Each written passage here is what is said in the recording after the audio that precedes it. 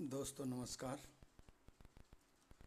आज हम आपके सामने भगवान से प्रार्थना करते हैं कि आप और आपका परिवार से कुशल मंगल हो। और आज शिव पुराण का 22वां अध्याय आपके समक्ष वाचन करने जा रहे हैं, जिसको आप प्रेम पूर्वक सुनिए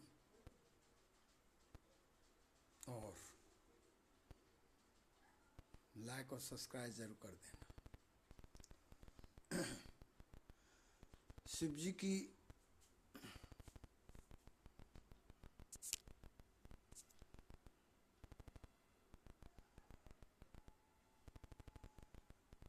आराधना के लिए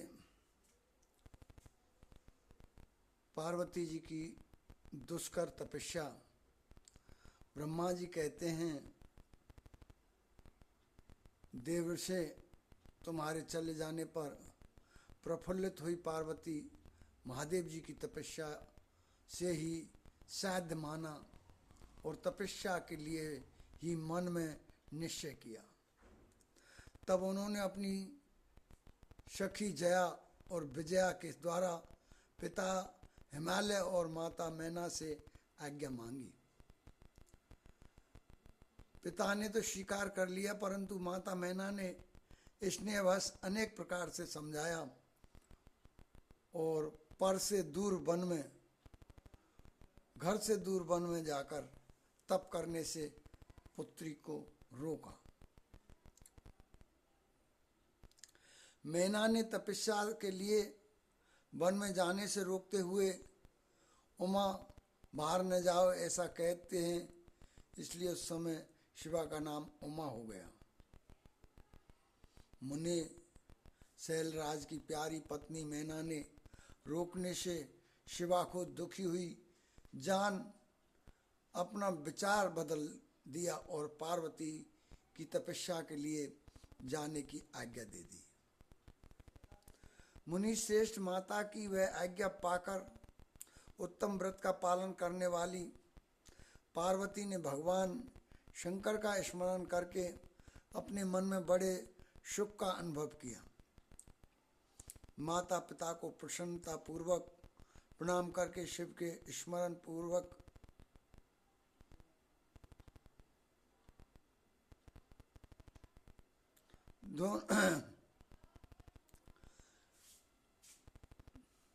पूर्वक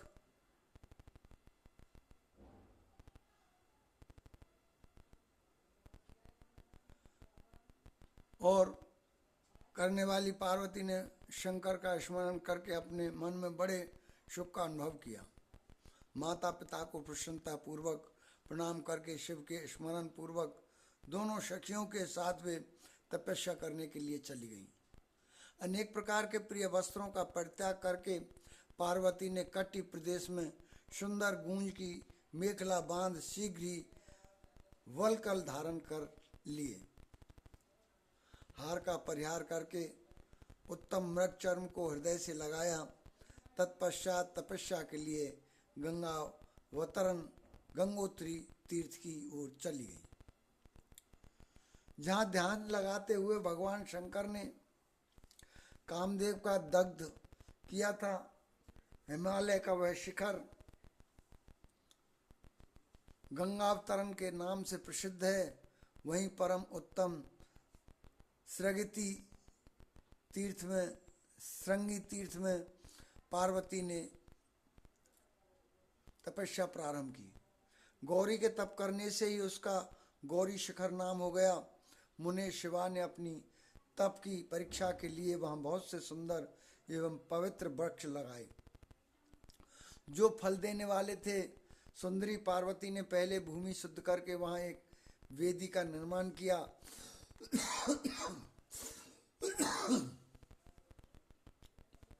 तदंतर ऐसी तपस्या आरंभ की जो मुनियों के लिए भी दुष्कर थी। वे मन सहित संपूर्ण इंद्रियों को शीघ्र ही काबू में करके उस वेदी पर उच्च कोटि की तपस्या करने लगी। ग्रीष्म ऋतु में अपने चारों ओर दिन रात आग जलाए रखकर वे मैं बीच में बैठी और निरंतर पंचाक्षर मंत्र का जप करती रहीं। वर्षा ऋतु में वेदी पर सुस्थिर आसन से बैठकर अथवा किसी पत्थर की चट्टान पर ही आसन लगाकर वे निरंतर वर्षा की जलधारा से भीगती रहीं। शीतकाल में निराहार रहकर भगवान शंकर के भजन में तत्पर हो वे सदा शीतल जल के और भीतर खड़ी रहीं तथा रात भर बर्फ चट्टानों पर बैठी करती थी।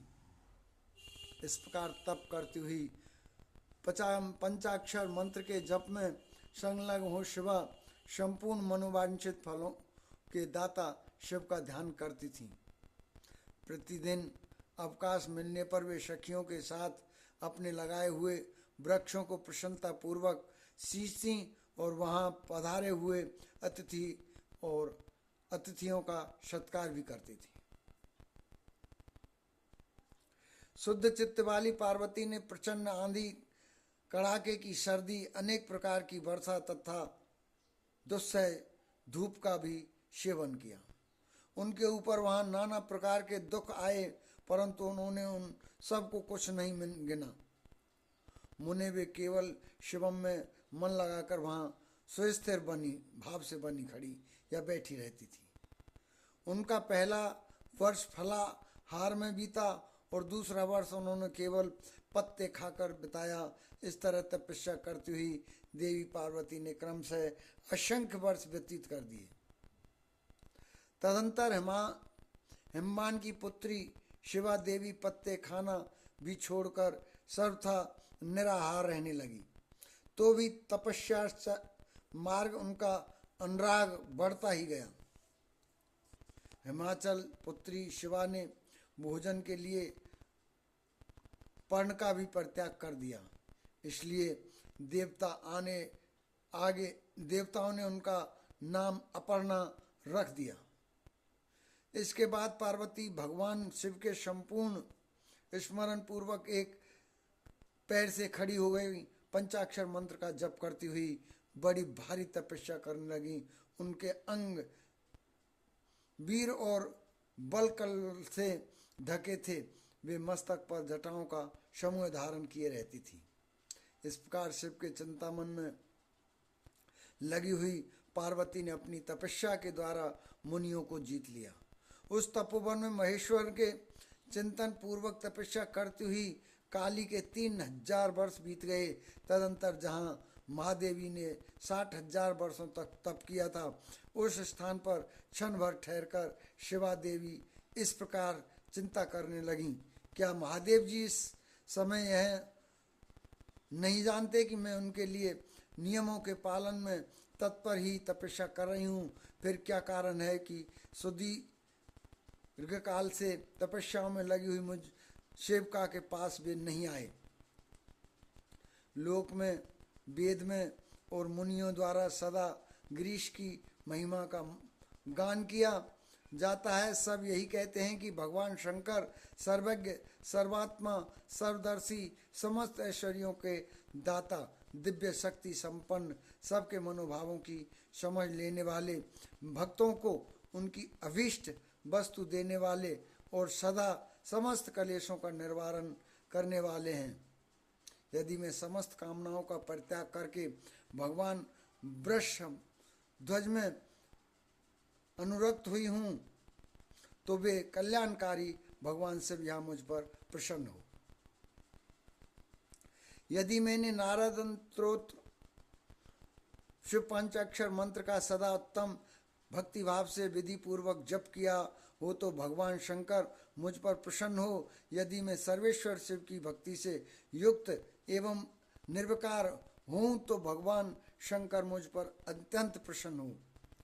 इस तरह नित्य चिंतन करती हुई जटा बलकला धारणी निर्विकारों पार्वती मुँह नीचे किए सुदीर्घ काल तक तपस्या में लगी रहीं। उन्होंने ऐसी तपस्या की जो मुनियों के लिए भी दुष्कार थी। वहाँ उस तपस्या का स्मरण करके पुरुषों को बड़ा विस्मय हुआ। महर्षि पार्वती की तपस्या जो दूसरा प्रभाव पड़ा था उसे भी इस समय सुनो। जगदम्बा पार्वती का यह वह महानता परम आश्चर्यजनक था जो स्वतः भावतः एक दूसरे के विरोधी थे। ऐसे प्राणी भी उस आश्रम के पास जाकर उनकी तपस्या के प्रभाव से विरोध रहित हो जाते थे। सिंह और गौ आदि सदा राग आदि दोषों से संयुक्त रहने वाले पशु भी पार्वती के तप की महिमा से वह परस्पर बाधा नहीं पहुंचाते थे। मुनि श्रेष्ठ इनके अतिरिक्त जो स्वभावतः एक दूसरे के बैरी हैं, वे चूहे बिल्ली आदि दूसरे जीव भी उस आश्रम पर कभी रोष आदि विकारों से युक्त नहीं होते थे। वहाँ के सभी वृक्षों में सदा फल लगे रहते थे। भांति भांति के तृण और विभिन्न विचित्र पुष्प उन वन की शोभा बढ़ाते थे। वहाँ का सारा वन प्रांत कैलाश के समान हो गया। पार्वती के तप की सिद्धि का साकार रूप बन गया।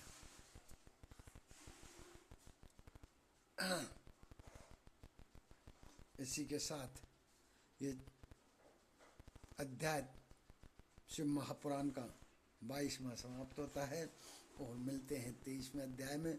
और आप लाइक और सब्सक्राइब जरूर कर देना और कमेंट में ओम नमः शिवाय जरूर लिखना।